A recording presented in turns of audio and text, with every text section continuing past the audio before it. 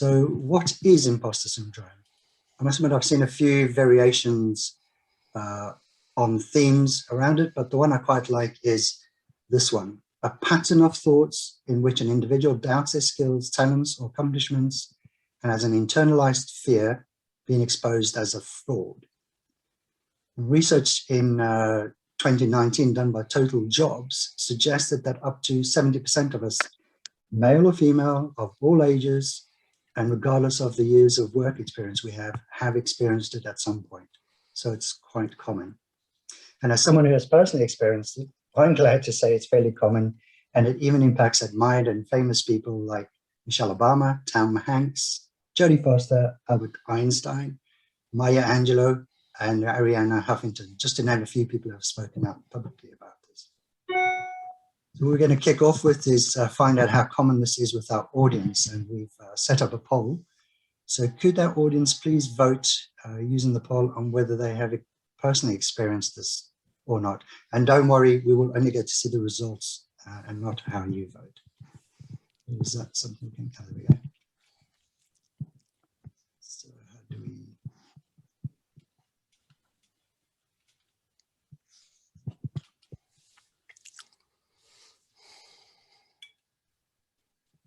A few more seconds for a few more people to vote.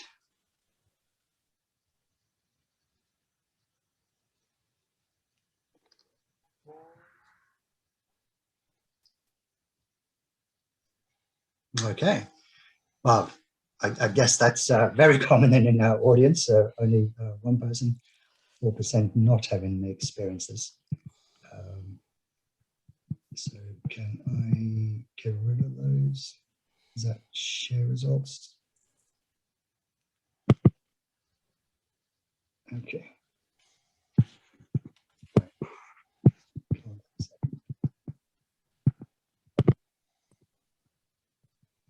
Okay, so you can see it's actually very common among our audience as well, just as well, if we put in this on. So let's introduce our panel members to you. What a group of high achievers we have assembled tonight. We have a rowing world champion, industry shakers and movers, inspiring entrepreneurs, driven farmer leader, and actually currently practicing coaches on our panel. So panel, could I please ask you to give the audience a flavor of who you are by telling us a little bit about yourself and what your passions are? And could we start off with Wendy? Sure. Thank you, Giorgio, and greetings to everybody around the world, wherever you are. I am myself located in Washington, D.C., and have been living here about 30 years. I am currently a leadership coach with about half of my time. And the other half I spend working with entrepreneurs, investing in early stage companies. And I've been doing that since the sort of mid 90s. And my passion is both working with entrepreneurs and helping bring leadership, personal leadership development to them, not just coaching around their businesses, but helping them grow as individuals and as leaders.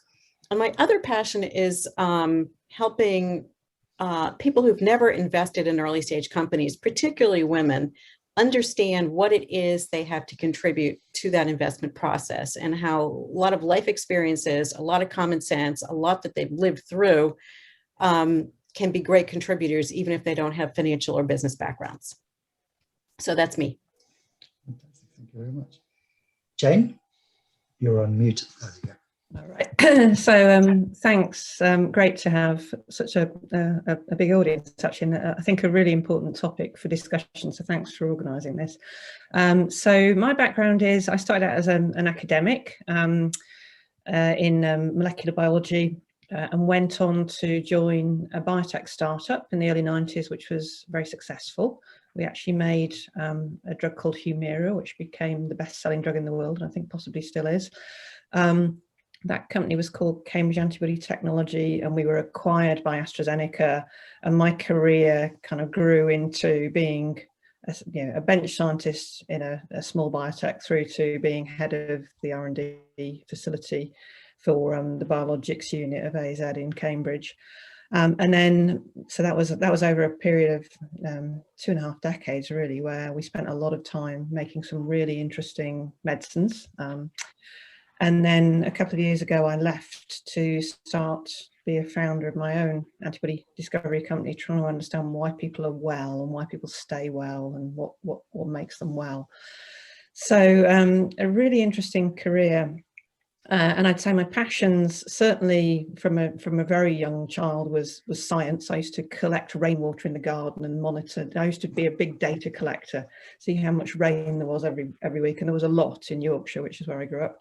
But then, so I took that passion for science, and I think actually a real turning point for me was when we first converted that science into a medicine, and the very first patient who benefited from that medicine that we met came and spoke to us, and she was a lady who suffered from rheumatoid arthritis and explained how taking Humira had just basically changed her life, and she could now do things she couldn't do. And from there, my passion became not really science, but applying the scientific tools that we were building to make medicines. So that's always my passion, but also on top of that, I share some of Wendy's passion for mentoring, building teams, supporting young researchers, STEM education. I do a lot of work on STEM education. And then finally, I am a mother. I have 2 moderately grown-up children now, but yeah, I'm very passionate about making sure that those guys are doing okay and are navigating the world as well as possible in these interesting times. So yeah, that's me. Fantastic, thank you so much. Rosemary, can we hear from you? And maybe you could go into a little bit about the sort of area of work you're doing at the moment as well. Yes, thanks, Giorgio. Thank you very much, everyone. Kia ora, welcome from New Zealand. My name is Rosemary, as I said. I've been a lot of things, a sportswoman, a coach, a dream enabler, a writer. I'm running a business supporting older women who are re-entering into the workforce just to live their dreams, to be who they'd like to be and whatever. Along with enabling, and my passion is like bringing on the next generation after me so that they can be the people they are. I wanted to use my experiences with rowing about how I became a world champion sculler.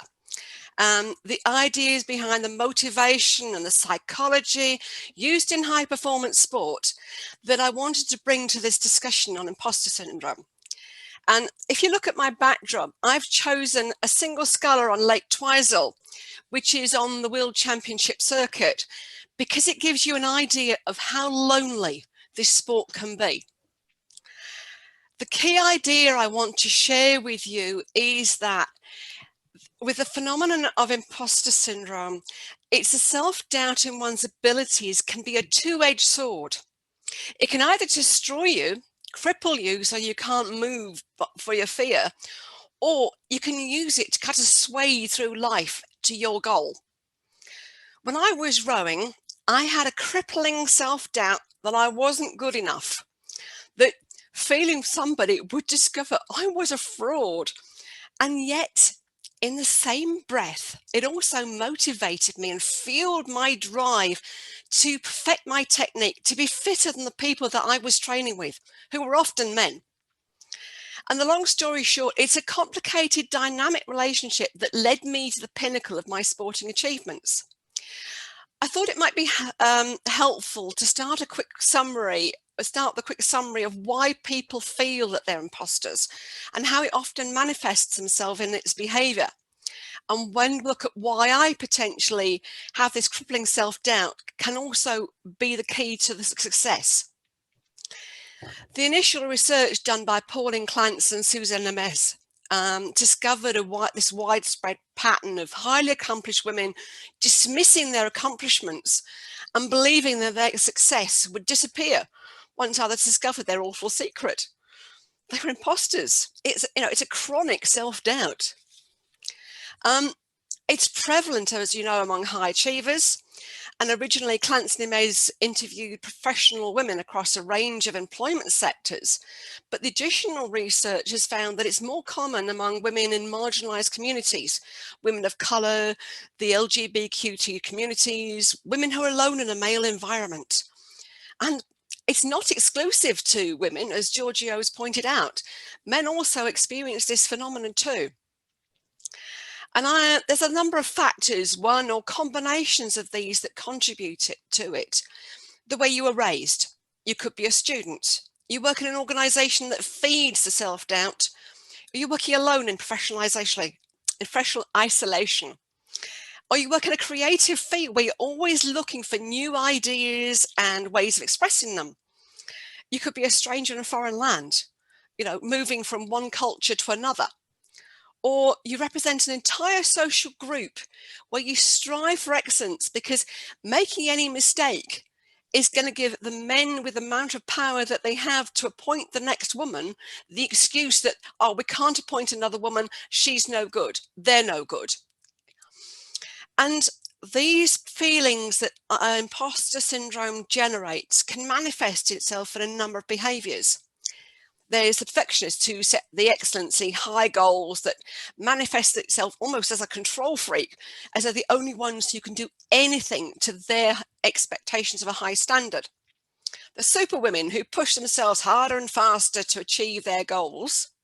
The natural geniuses, where competence is measured on the ease and speed with which they can do things. The soloists who think that asking for help's a sign of failure. Or the experts who feel that they've got to be the expert in everything they say they do, and if they don't know anything, they're incompetent, they failed, whatever. I think the important thing to remember is that everybody's different. For some people, accepting that they might have imposter syndrome might be helpful. It gives them a label to means to accept who they are. But for others, it might be harmful. And I think in the emotions, there's a whole gradation scale from the moments that everybody has of self-doubt right through to the chronic self-doubt where daily, almost in everything you do, you're doubting what you're doing and all the remit in between. Personally, as I said, I hold this theory that it's a two-edged sword. The very self-doubt in one's abilities is the intrinsic element that enables you to reach your goal. For analysing my route to success in the sports world, I realised that I'd used my self-doubt and feelings of being absolutely no good to being a good end. Sculling is a type of rowing, which is one of the most three high-demanding sports, cycling and swimming being the other two. I've been good at sports at school, but when I stepped in a sculling boat, I found something I absolutely loved. Oh, unusually for an oarsman, oarswoman, I went from being an absolute beginner to racing at the national championships in the UK within 6 weeks. I was rowing in a very male-dominated world, and I often felt that my abilities were being overlooked. There's this thing about representing your whole demographic that I mentioned earlier. I was one of a handful of women, so I battled against that feeling that I was an outsider. The lack of respect in my abilities also added to my insecurity. I felt I had to try harder to gain that respect. Plus, being as a single sculler, as you can see, it's very isolated. It's like being a solo entrepreneur. From that inauspicious start at the national championships, when I hadn't even done a racing start, I went on to win many times. But the battle was hard, and I made many, many mistakes.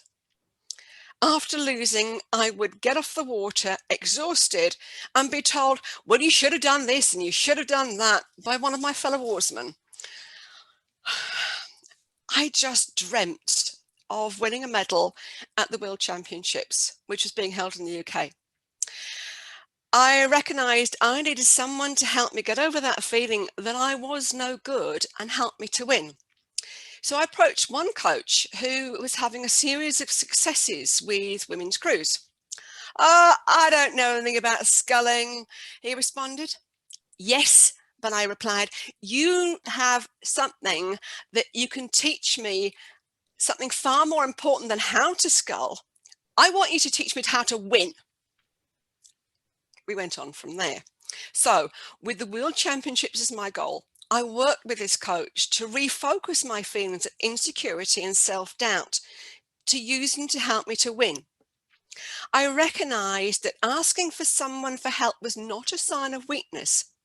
I reframed it as seeking the advice of someone with a different expertise who would work with me as a team to achieve my dream. In that search for physical excellence, I was driven to become fitter and stronger than ever, to prove that I was good enough. In the mixed training sessions or in the gym, I raced against whoever I could who was to get fitter than I was ever before.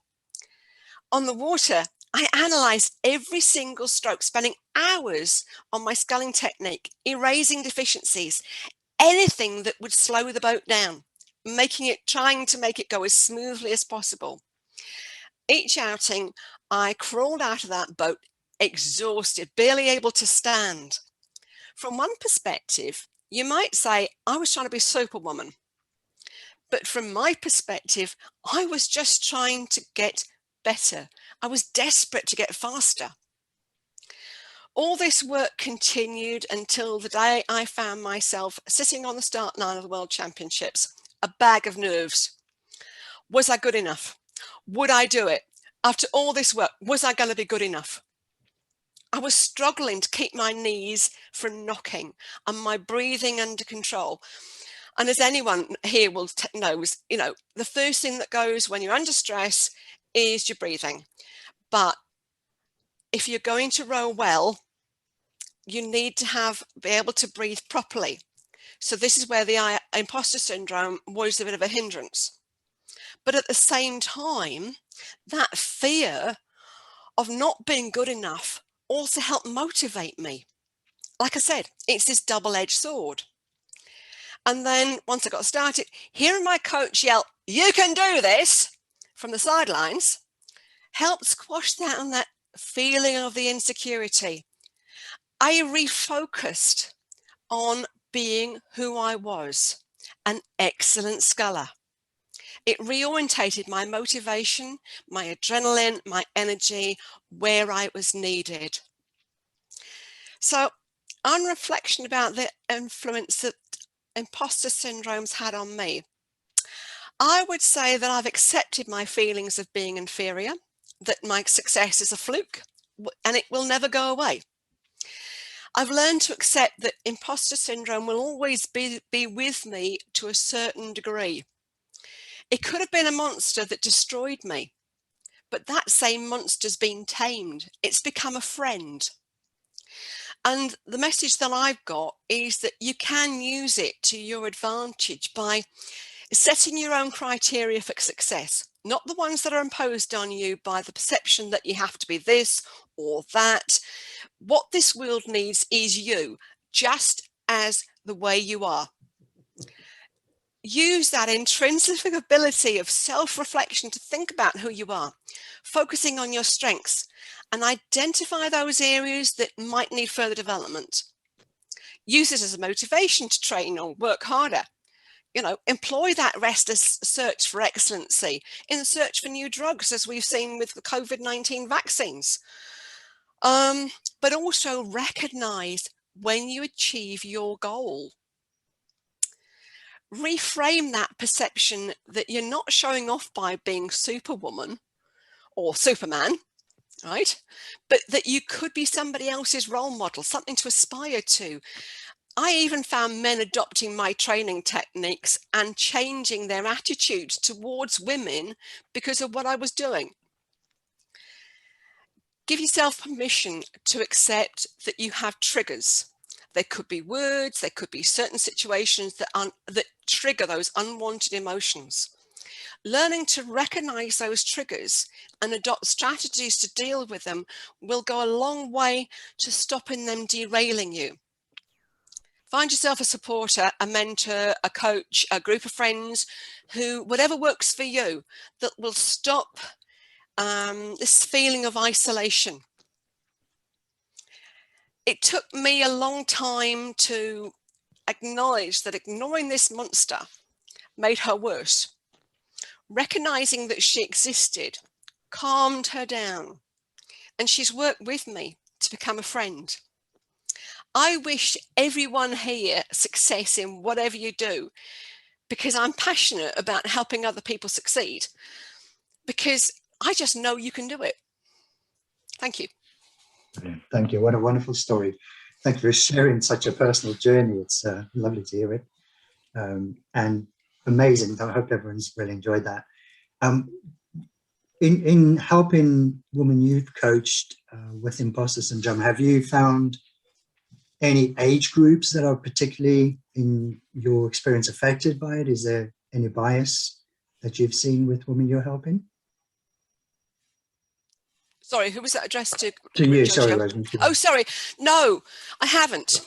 As I said, it comes from different age groups, different walks of life. I'm currently researching into whether it's a personality issue and how that affects you too. So if anybody's got their Hogan or their Myers-Briggs scores that they'd like to send me to add to my research pool, I'd be very grateful. But yeah, no, I don't think there's anything that seems, it seems to cross boundaries. I think there's one thing that might add to it is a lot of it is growing up. The principle of, like, give me a child before 7, I'll show you the person, I think actually does have a lot to do with it. Thank you. Thank you for that. Wendy, have you had experience with your coaching of women at particular career stages, ages that you found are more affected by it, or seem to recognize it more? You know, I think I see it a lot in women in their sort of mid-career, high potential women in mid-career, maybe in their 40s, who, you know, Rosemary mentioned being perfectionist as one of the characteristics, or one of the types, maybe. I see that, a lot of that, and this notion that everything has to be perfect means you are never perfect. So therefore, you know, how can you possibly be good enough at what you're doing? I do think there's something tricky about some of the models we grow up with. And I think, you know, talking about sports and athletics is an interesting way of maybe looking at one of the things that's problematic. We look for outcomes. We look for measures of success. And when we're doing most of the things we do, unlike sports, there's not a simple winning and losing. There's not a simple measure of success. So it's really tricky in your ordinary work, you know, to figure out, are you good enough? If you're a lawyer and you didn't win the case, does that mean you weren't good enough and you're an imposter? Or does it mean there were all these external factors that came into play that, you know, you might have tried to plan for, but you couldn't do it? In the science world, which, you know, I'm seeing in the chat, a lot of people on this are quite naturally in the sciences. You know, is it only the people who come up with the amazing drug that becomes the blockbuster drug who are successful? You know, and is everybody else an imposter? Of course not, would be, you know, what I would say. We all contribute in so many different ways, and being able to look at that. So I do think one of the complexities around imposter syndrome is who or what are we measuring ourselves against? And is that a realistic thing to be measuring ourselves against, or even a valid thing to be measuring ourselves against? Perfect. Thank you for that. We did think it'd be interesting to take a snapshot of the poll, another poll, on the ages and stages of career, potentially, of the audience members. So I don't know, Amy, we've got the poll. Here we go. Brilliant. That'll just give us an idea of where people are at in their career stage, so we can cater to that.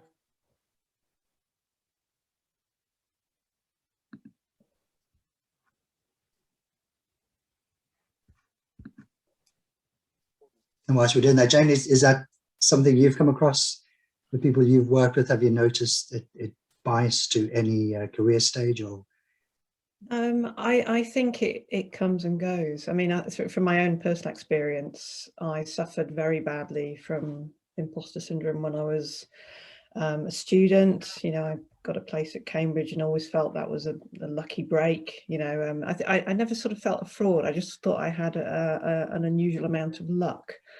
But in retrospect, you know, I think you create your own luck, and if you work hard, sometimes you can kind of label that as luck, and it's not. And actually, it's quite good when other people tell you it's not. So, but then I had two children in quite rapid, you know, sort of two years apart, taking on quite senior, sort of more managerial roles in the biotech organization I was in. And that was very hard. You know, you come back from a maternity break after, it was only a few months, but the science has moved on, the organization has moved on. And I think for anyone who's prone to imposter syndrome anyway, having that sort of environment, you know, having to reestablish your own confidence and your own credibility with what potentially is quite a difficult family situation, even if you, I mean, have a very supportive partner. But you know, I think, I suspect that that's quite common. And as I've sort of grown into more leadership positions, I do actually really take care of people, male or female, who are coming back from any kind of break, whether it's an illness or having to care for somebody. Or I think that's a sort of a time when, if you're already predisposed to imposter syndrome, it can really hit you hard at a time when you really, you absolutely need to be confident because you've got so much going on. So. And just a sort of reflection on the, you know, success, or, you know, how is that defined in science? You know, again, I think that's a really interesting question, and it's very important when you're undertaking scientific research that you actually take some risks, because if you don't, you're just going to do what everybody else does. So, you know, you end up running numbers of projects that, I mean, I cited the great success we had early on. I say we're lucky. I was going to use the word we're lucky. We built good collaborations, and we did some good science, and we did, you know, we did have, you know, an element of serendipity around how some of those connections were made. But there are many programs I've been involved in that have failed. But again, it's very important to celebrate the failures, to make sure that people understand the quality of the work was there. The question was, you know, answered in a way, well, this is not going to be a drug because the biology isn't there. So, and I think one thing that you can proactively do to help support people not go down into that sort of spiral of lack of confidence is properly celebrate good work that gives a decision that's a negative decision. Now, I think that's a very important learning that I've had through my career. So. Jane, can I just add to that? Because something you said just triggered an idea from me, is that you said that the drug being a failure because it didn't work because the biology wasn't there. But you'll forgive me because I'm an arts-based person. But from what I've read is that some of the drugs that have been found to be a failure for a certain type of illness or condition have been found to suddenly translate to something else and found to be far more effective because they've understood more about the science. So it's not actually a failure. It's not actually a failure because, yes, it doesn't work in that situation, but could we translate it into something else? Yeah, so yeah, absolutely.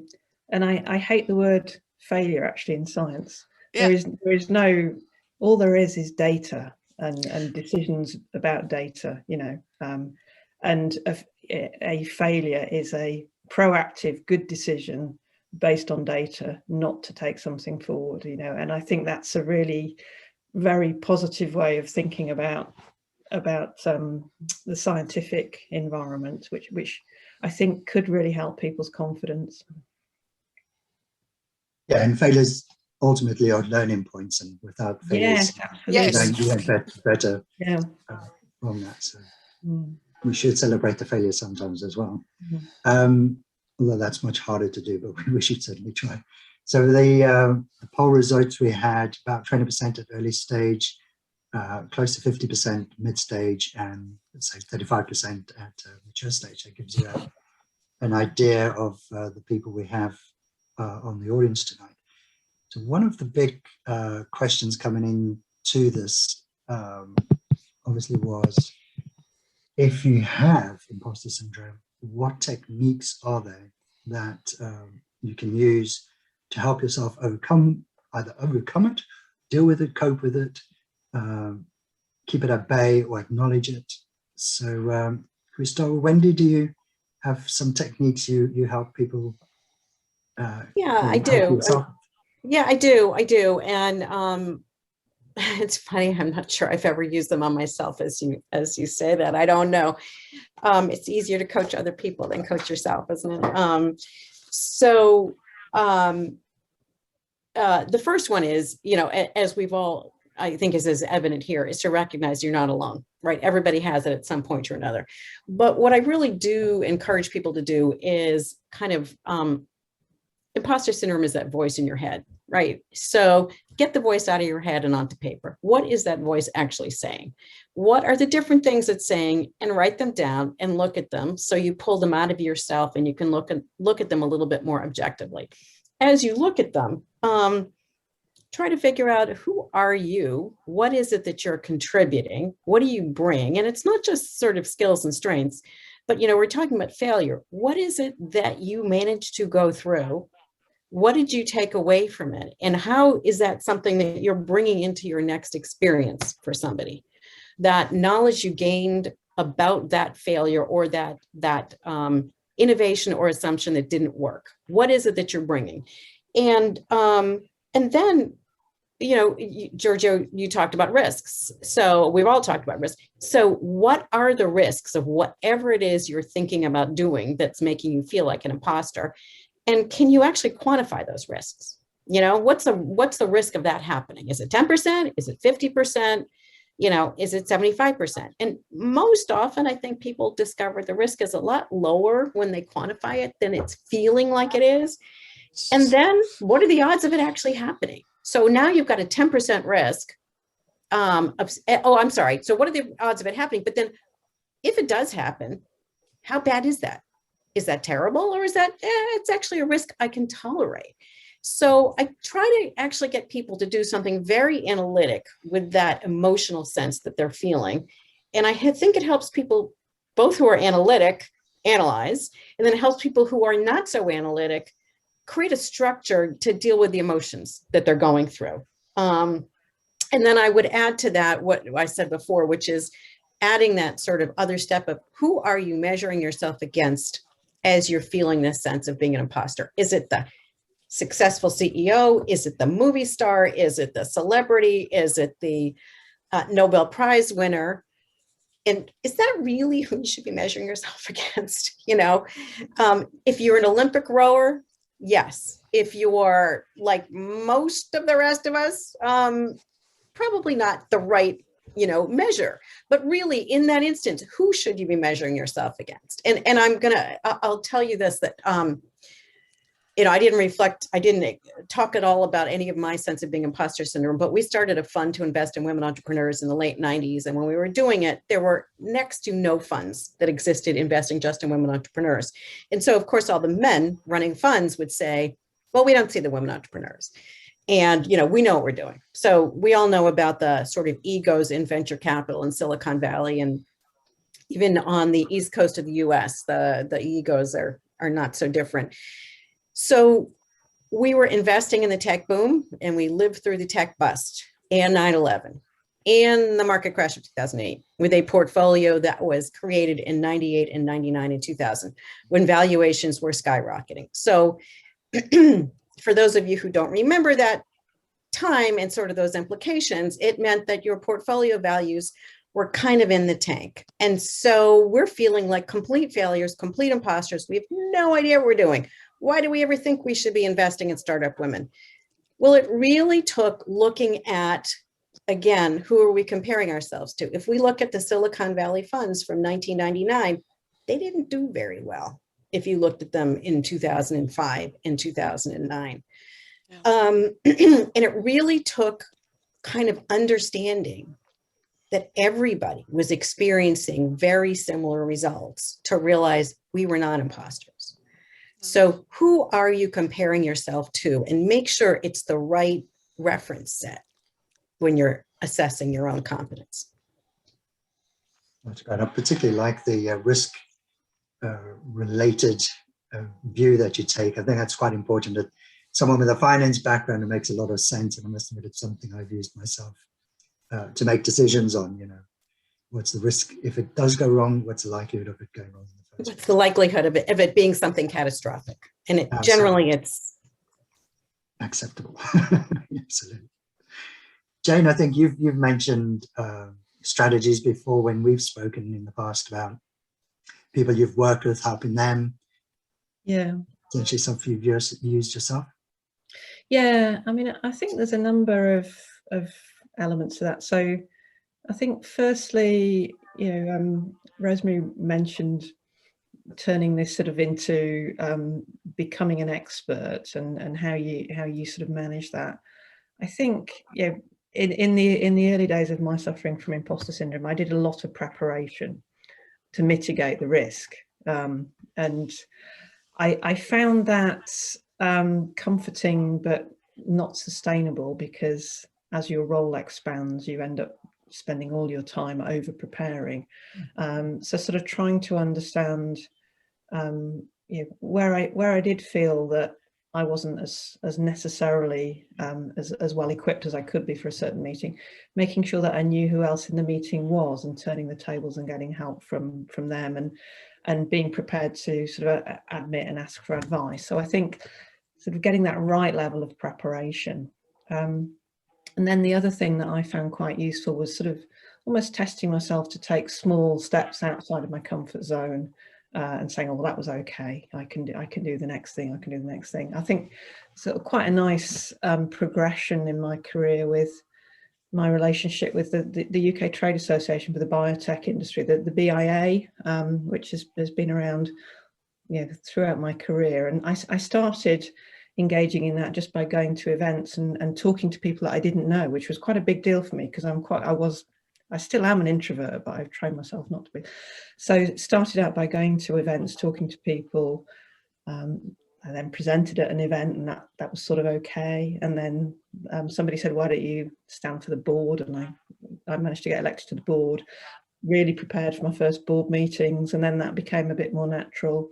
And then I ended up being chair of the board. And, you know, the first time I did that was very daunting. I mean, there were people, you know, some very influential people on this board that I had to control, but I managed to do it. And the first time you do it, you do feel like a bit of a fraud and you're not going to get through it. But once you've done it once, then, you know, you use that experience. And I ended up having to give speeches to halls of 700 people as the first female chair of the Bioindustry Association, actually. So, and that took about 10 years to go through that process. But yeah, I tell that story to some of my colleagues at work of, you know, you just do take things incrementally, and it becomes more natural, and it just takes you out of your comfort zone in an easier way. So I'd say take incremental steps out of your comfort zone. And then the other thing that I think is really important is be prepared to accept praise. I used to be very, oh God, no, don't, you know, stop it, you know, that wasn't that good. And for God's sake, just accept it and say, thank you, yes, and give praise. That's the other thing I really try and do now. Say, well done, that was great, you know, and just those little things can make a big difference to people. And when you are given praise, say thank you, you know, and just don't get embarrassed about the praise, you know. And so I think that's another sort of hint for, you know, I think there's ways that you can cope personally around imposter syndrome. And so I'd say, you know, the right level of preparation, incrementally out of your comfort zone, and be prepared to use people in the room. But then I think what we need to do certainly from sort of the perspective of bringing in the next generation and helping them, is let's make the environments as friendly as possible for people who might be suffering from doubt. So let's thank people, acknowledge people's contributions, ask people to contribute in meetings who are maybe a little bit more reflective or introverted, and praise people, and just role model how you would like to have been treated, you know, when you were in those situations yourself, really. Thank you. Yeah. That's very useful. Very useful. Thank you. And just nudge the audience. We're going to start taking questions. We've got a couple so far. Georgia, can I to Rosemary? Sorry, can I just add something on what Jane? No, I was coming over to you anyway. Looking at scientists, and I listen to scientists, and they all talk about logic and they all talk about theory, and it's lovely, it's great, it's a skill I really admire. And they said, I can't do this. And I suddenly thought, every time something happens to you, an emotion and a fact, it just triggers an emotion inside your head. And if you can identify those triggers, because you've, you know, the self-doubt, I'm doubting myself because I don't know this. Okay, I don't know about that. Is it something that I need in my toolbox? And when you start actually deciding which is the emotion, which is the logic, and you realize that, as Jane said, walking into a certain situation, it made her really, you know, I can't do that. And you're going, I'm walking in, I'm going to talk to people like me, and you're walking around the opposite side of the table, right? And looking at the world from their perspective, you separate out the logic from the emotion from the logic, and it calms the emotion down so that you can actually let your brain think again. And we all have some wonderful think brains inside our head.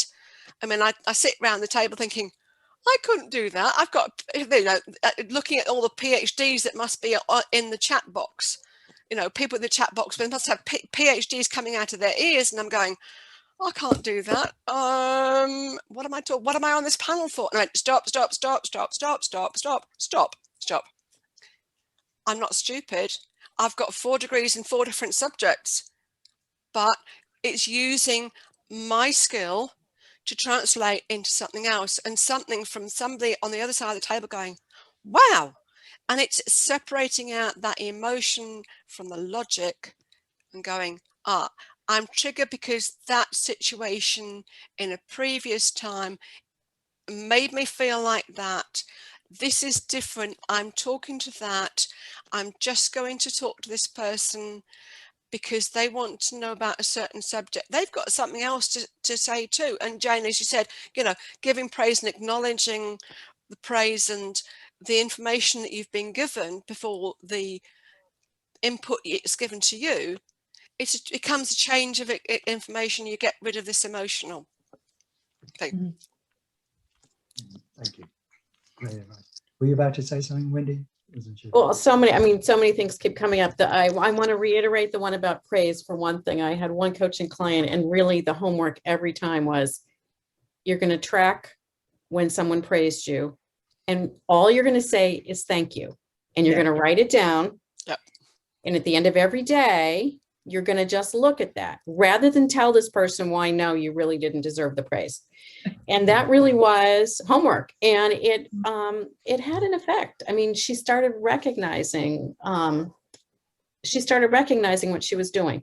I also want to say, there was something Jane just said that I was going to key off of, and now she was talking about emotion. I can't quite remember, but I also wanted to make one more point, which is another thing that we do is we are always looking at outcomes, and we are measuring ourselves against outcomes instead of inputs. And so it can be really helpful to just, this goes back to sort of how to define success. Stop always looking at outcomes. This is how the world measures things. But if we can look at ourselves and assess what we put into the situation and not look for outcomes all the time, we can accept that we are competent. And the other thing I was going to say was, it really is, we're all on it. And there was this comment earlier in the chat, we're all on a growth program. Well, at least we hope we're all on it. If we're not on it, we're probably not in this conversation today. And so a piece, I think, of batting away the imposter monster is saying, oh, I'm actually on a journey. So where am I on this journey? I'm not at the end of it. and by the way, I hope I'm never at the end of it, but I'm on it somewhere. So let's recognize where I am. Maybe I'm a novice. Maybe I'm a, an advanced beginner. Maybe I'm intermediate. It's okay to be that. And it's okay not to have all the answers. I think this was the other point I was going to make, which was we assume we're supposed to have the answers. And I would say to a group of scientists, probably the first part is how to frame the question. Are we in the right question? Right. So let's focus more when we don't have answers, instead of beating ourselves up for what we don't know. What's much more relevant to me as somebody who looks at entrepreneurs all the time is, can you ask the right questions? Are your questions insightful, intelligent questions? Don't pretend to have the answers, because I know you don't have them, right? You can't have all the answers. I'm much more interested in what it is that you're trying to understand than pretending that you've got every answer. I think that's a really good point, Wendy. And I think that being able to articulate what the problems are, and then how you build a sort of process and a discussion to get at that, I think is really important. I actually really like for that. I'm sure you guys know the De Bono's 6 hats of, if you feel like you're in a situation where you're not quite sure how to start framing, answering questions and getting information, this sort of 6 hats of what data do you want to collect, the sort of different coloured hats that you sort of put on to make sure you're covering all the options. So I think, I can't remember what colour matches what now, but what data do you need? What information would you like? What's the upside of doing this? What's the downside? How are people going to feel about this? And sometimes when you're sort of in a situation where you have a problem and you're sort of expected to come up with a way of solving, that's actually just quite a useful framework just to go back to and sort of take a breath and say, okay, let's get contributions from everybody in the room around these different aspects, and that can help frame questions as well. So